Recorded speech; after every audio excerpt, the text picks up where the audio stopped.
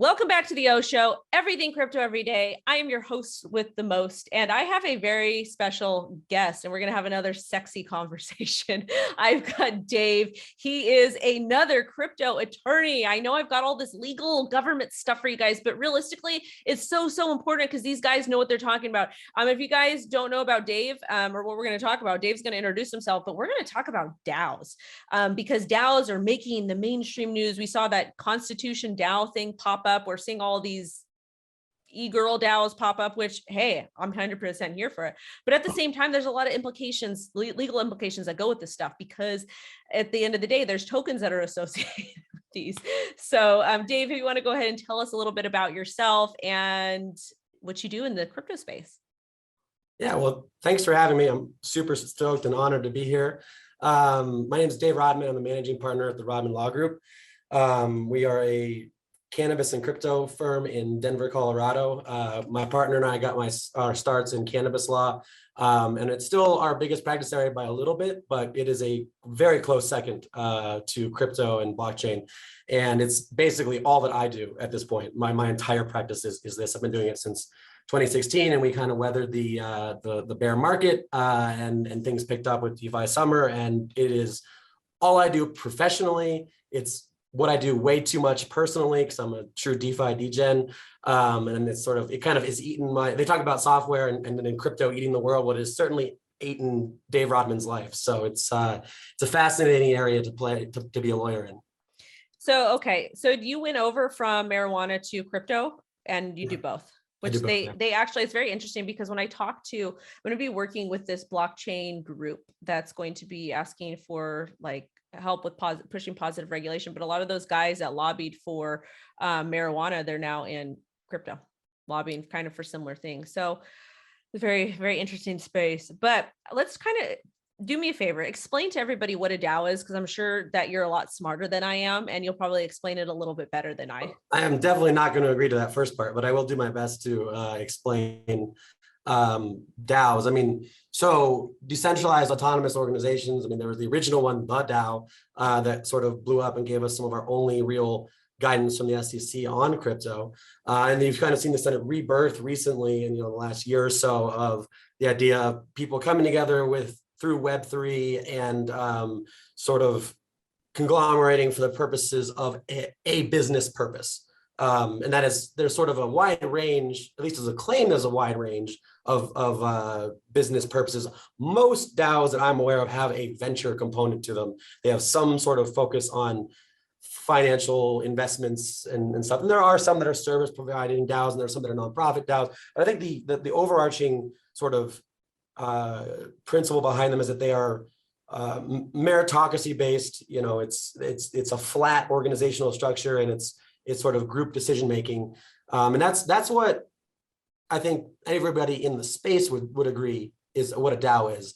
From a legal perspective, the sort of what they are is not as clear, and that is where we get most of our questions. Most of the risk from a legal standpoint stems from this, and that's, I think, what we want to speak about right now. Do you want me just to jump into that? Yeah, because there's like DAOs are actually very complicated.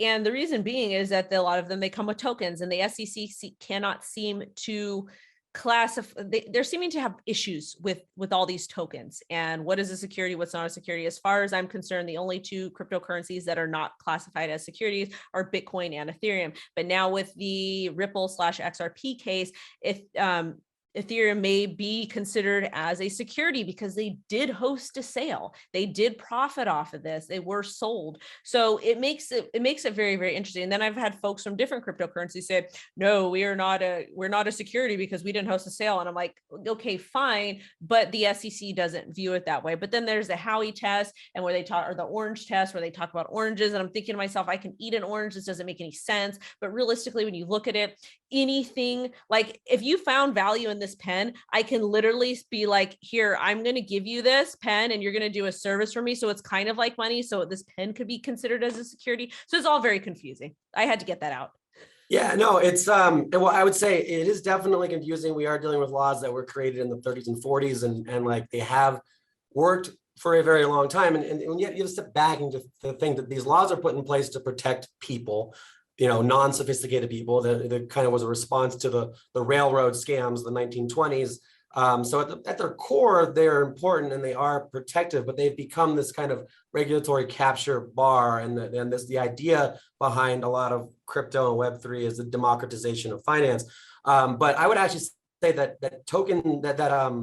DAOs, even without tokens, are concerning, because what basically the risk here isn't even necessarily there's all the regulatory risk for sure, but like at the very core of it, if you and I got together and decided that we were going to run a pizza company and we didn't have anything other than a handshake agreement, there is centuries of law that say what we have created. That is a general partnership.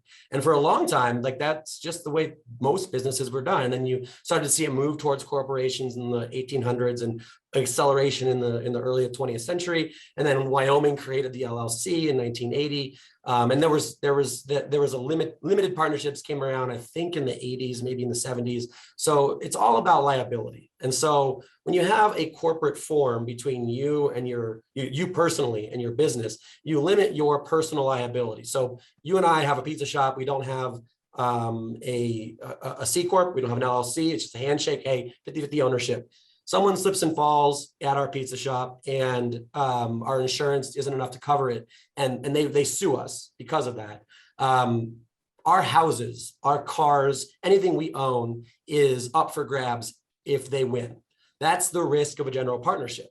And so when you think about DAOs that don't have wrappers, they're just people getting together to do a business purpose. So if there's any kind of harm suffered, and there's no real insurance right now for DAO-based businesses. Yet. So you can just assume that there's going to be some kind of recovery there if there is an actual damage. Well, they're going to then come after the partnership. That means the partners. So let's pretend that you are Canadian and you aren't living in America, but we have our DAO in America. We have our partnership in America, our pizza shop.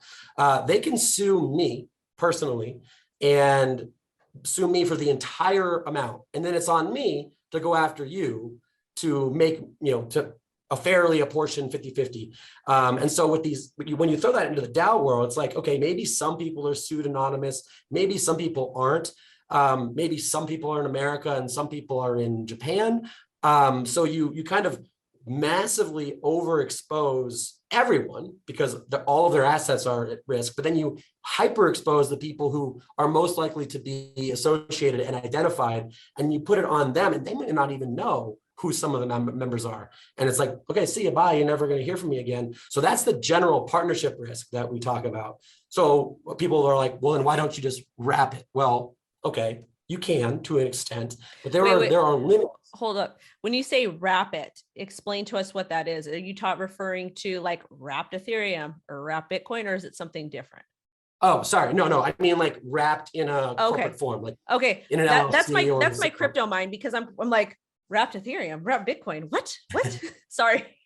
No. I should have. I stop me if I go any in a. No, that's okay. I just want to make sure that everybody understands, because this is very complicated stuff. And if you don't understand, you need to go back and listen to this multiple times. There's no shame in that. When I first got into crypto, I had to really research all this stuff many, many times. And these terms are complicated. Like the actual, the 3 words of a DAO are very confusing. And I don't understand why we make them that confusing and complex in crypto, because it's not plain English and literally everything should be written. Anyways, go ahead. I'm sorry. I digress. Yeah, no, you're 100% right. It's definitely confusing. And believe me, it's confusing from a legal standpoint as we try to chart a new course here. But so the idea would be, okay, you have our pizza shop that we had as a partnership. Well, let's make it an LLC. And then that way only personally, the only thing that's at risk is what we've committed to that pizza shop. So that pizza shop can get sold. And as long as we don't commingle our assets, yours and my house are not at risk. I mean, that's just standard corporate law. And at this point, except for some very specific farming purposes that require general partnership, it's basically malpractice for a lawyer to suggest that any business be a general partnership. So the question is, why don't we just throw an LLC around a DAO? Well, because there are actually federal limits to how many people can be members of a company, whether they're shareholders of an LLC or members of shareholders of a C Corp. or members of an LLC. So there are three numbers that you have to keep in mind here. If the underlying business purpose is financial in nature, you have a 99-person limit, because if you hit 100, you are then considered to be a mutual fund. And since most of what we are talking about is venture, and this is in the eyes of the federal government, I mean, I'm not saying it should be like this, but in the eyes of the federal government, since most DAOs are venture in nature, there's a reason why the Lao and Flamingo DAO and Metacartel are limited to 99 people. They're taking advantage of a very specific exemption to the Investment Companies Act of 1940. But let's say it's a service company. Let's say it's a marketing company that we have decided to DAO. Then there's two other thresholds that you have to consider. If there are more than, and this is a rough explanation of a very nuanced legal area, but like roughly, if there are more than 500 people involved in that wrapped DAO, LLC or C Corp, then you have to report in the exact same way as a public company under the letter of the law. If those people are unaccredited. Regardless of whether they invest or not, but as a class of persons, that there are 500 or more unaccredited investors, you are subject to public reporting. If all of the members are accredited investors, you can have up to 1,999. As soon as you hit 2,000 or above, you have public reporting requirements. So you're left in this sort of like, damned if you do, damned if you don't. You have all this civil liability on the partnership side if you don't wrap it, and you have real limits to how much people you can have participate in it if it's a wrapped DAO. So you're kind of left with like, well, Dave, what do I do? Well, there are kind of three options right now, and I'll tell you what all three of them are, and then I'll tell you what most of our clients do. And it's a bit unfortunate, but so the first option, and the one that everybody picks, is to go offshore, to use a specific type of entity in a specific jurisdiction in which you have no owners. It is orphanized. And then you issue tokens, and and those tokens can govern through a smart contract that foundation company. That's what it's called. It's called a foundation company. And the beauty of this thing is that you have your regular corporate bylaws that you file with the government of the Cayman Islands, but then you can have side bylaws, and those side bylaws are binding on the company, and they can be as simple as Wendy controls this entire company. Or they could be like, normal company running, or they could say this company's day-to-day operations are governed by, and then linked to this smart contract. So what you can essentially create is this entity that has no owners, that issues tokens, that then the token holders can then interact with a smart contract to control almost everything that company does. That company does have to have at least two directors. And those directors do have to file something with the government of the Caymans every year. But other than that, the token holders can control that entity, and that entity can exist for the purposes of the benefit of those token holders. So you get this circular synthetic company that actually, and as a side benefit, that means that the corporate treasury is in a tax-free jurisdiction. Now, this is important because I believe in the next 2 to 4 years, you are going to see a huge amount of tax cases brought on these non-wrapped DAOs, because let's expand our previous hypothetical, our pizza shop. Let's say there was 100 of us. 50 of us were in Colorado, 50 of us were in California. And so we don't have a wrapper. So the IRS is like, well, 50% of your owners are in California. We think that we should get 50% of those taxes. And then Colorado's like, well, we think we should get them. And also it's located in Colorado. So we have this potential nightmare tax situation, which a side effect of being a better way to wrap with the offshore model is it's in a place where you can say there are no taxes. And that's been established for 150 years. So that's number one. That's what most of our clients do. The only drawback to it is that there's some friction. It's expensive and it takes a long time. It's not like just log on to the Secretary of State's website in Wyoming and you have something in 30 minutes. They're actually very nice in Wyoming, though. They're super fast. Like I've got some stuff out of Wyoming, and they've always been a pleasure to deal with. Like I can actually talk to somebody. Yeah. Oh no. Wyoming is where we put all of our clients across the board, crypto or not, but even more crypto because there's a slight benefit to it. It's private, it's fast, and it is, not much, but it is more crypto friendly than any other state at this time. So that brings us to option number 2, which has only worked, we've only used for one client. It's called Pizza DAO, or Rare Pizzas. And we basically kind of created this new entity type. They were very risk tolerant. I disclosed to them like, hey, there's something I came up with. And they have a quasi charitable purpose. They basically threw the biggest pizza party in the world by ensuring that anybody who called in to these various pizza shops on pizza day, they got their pizzas paid for. And they're now morphing and they're going to own their own pizza shop. And it's very cool. But like, we created an entity type where there was, it was like a mishmash of an LLC and a C Corp. And then they raised money with NFTs. And those NFTs allowed them to vote on whom the managers of this thing were. Didn't entitle them to any equity. They don't get any equity-like distributions, but they can apply for grants. And so the whole point of this particular structure was to be tax neutral at the end of the year, because they would have given out their proceeds to people to the artists who made the other NFTs and to people who applied for grants. So kind of a unique use case, but there are certain clients that are exploring it for other things. Our last one is probably the most interesting. No one's taken me up on it yet, but I do believe it will work. I'm like Wendy DAO. Just kidding. It's should we use me as an experiment? I will pay you 1 XRP. No, I would not. I would not recommend it until I knew what the actual Wendy DAO did. But the idea is that you lean into that general partnership risk I talked about earlier.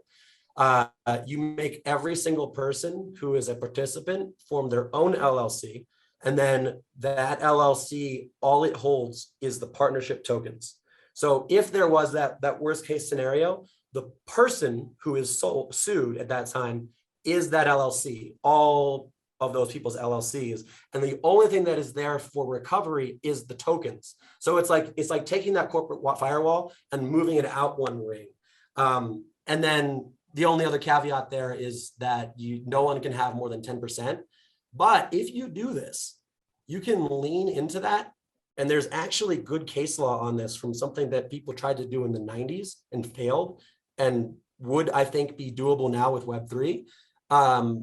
If you did that, there is one thing we do know, and that is general partners of general partnerships are accredited investors. So you could literally issue tokens without the SEC being able to tell you couldn't do it. So like, very, very out there, very, very cutting edge. Like I said, no one's taking me up on it, because after going through, I just gave you what I tell all my clients, like in a very, all my new clients in a very condensed. Y'all just got free consultation over here. This is not legal advice. Get your own lawyer. But yeah, I mean, that's what I tell them. And everyone, they look at the risk, everyone except for Rare Pizzas, they look at the risk and they look at the reward and they're like, okay, we're going to do this offshore version. And it's kind of sad, right? Like, it's a little bit of brain drain. I mean, yes, we're still doing stuff here, but like, you'd like to think that America could be this crypto-friendly Web3 pioneering area, but no, the safest thing for our clients is to throw them offshore. How sad is that, really, when you look at it? We're working off of laws that were instilled in the United States prior to computers, prior to most homes having central or heat and air, prior to most homes maybe even having toilets, stuff like that inside. Because let's face it, a lot of the farms and all that kind of stuff, they all had outhouses. I don't know. I'm just throwing some stuff out there. There weren't even fax machines.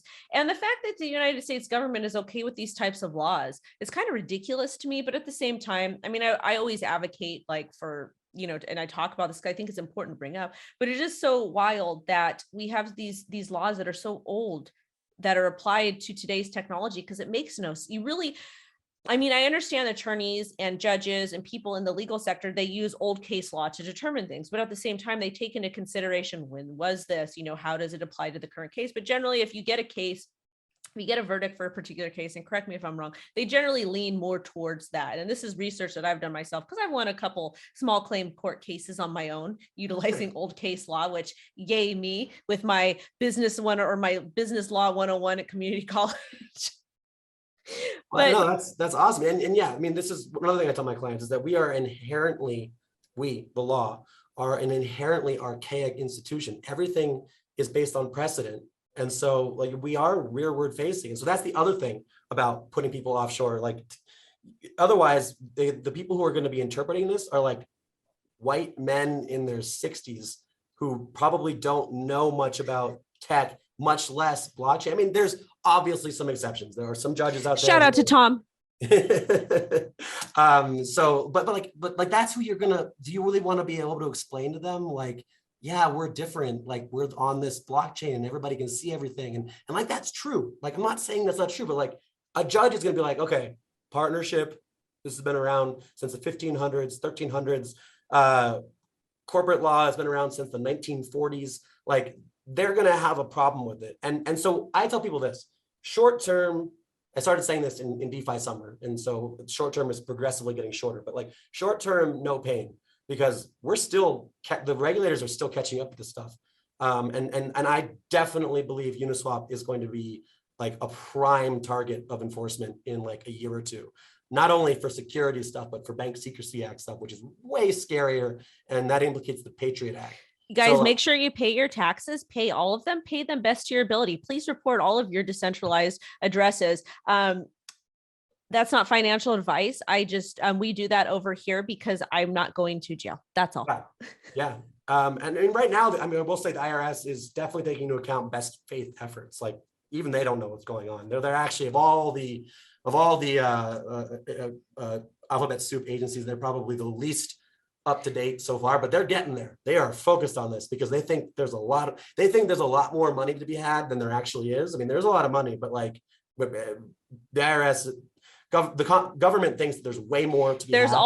There's also one IRS employee for every 16,000 tax returns that are filed. So please, again, I'm just spitting regurgitating some information that I have heard, but always do your best to do the right thing. And that's what my legal, I've got an extensive legal team. I've got people that do other stuff. And when we have a windy DAO, which we're not going to do, we're just going to stay away from it. I would like to eventually explore opportunities. There's a community center, the self-care lab, it would be dope to set up a DAO for them. But at the same time, it's like DAOs are kind of scaring away. And this is going to be a really quick point, because if you own a lot of tokens or stake into this particular DAO, you get to kind of make decisions on behalf of other people. So that's a scary part for me. There's a lot more implications, but I actually want to talk about that. I want to have you on again and talk about DAOs again, because I learned so much in a short period of time. I need to like take a step back and kind of process. A lot of info coming. Well, it's good. It's good info. And the great thing about this is you guys can tune back into this and rewatch this. So if you want to start a DAO, like you obviously want to talk to Dave because he's really good at what he does, but listen to this multiple times. And, you know, maybe you want to take that super risky jump, or maybe you don't want to, or maybe you wanted to start a DAO, but you watch this and you're like, yeah, I probably don't want to start a DAO in the United States, or I'm going to, so different stuff like that. But Dave, thank you so much for coming on and dropping some education on the community, on the babes. Anything you want to leave the audience with? It doesn't have to be me, but definitely talk to a lawyer before you do stuff. Like it's so much, I can say this from personal experience. It is easier for us to keep our clients out of trouble than it is for us to remediate stuff that has already happened. And cheaper. Way cheaper, like both from a tax and legal standpoint. Like, so if I can advise your guys to do anything, it is, and I know lawyers are not cheap, believe me, I understand that, but like you will save yourself so much heartache if you talk to a lawyer first, a lawyer who knows what they're doing. Big caveat. Yes, It's super important. And like, I know that I kind of sound bearish sometimes when I do these talks. Like I'm not. This is the thing. This is the thing, and I'm going to interrupt because education and learning about things is very important. And one of the issues that we have in crypto is we're so like, I'm right, blah, blah, blah, blah. No, you know what? There's always somebody out there who knows more than you. So my best practice is I like to surround myself with people who are smarter than me or who know more than me. And I like to learn from them. And I want those people in my network, because at the same time, even though it's maybe a negative perspective or a bearish perspective, guess what? That's going to help me determine to make a better decision for myself, my business, my family, my investments, my trading, whatever it is. And it's important to get different pieces of information from different people, because you might learn something, or maybe you might get a light bulb that pops off that's like, oh my God, I didn't think of that. Yeah, and you might save yourself a trip to Club Fed. I mean, at the end of the day, that's always the biggest risk, right? Yeah.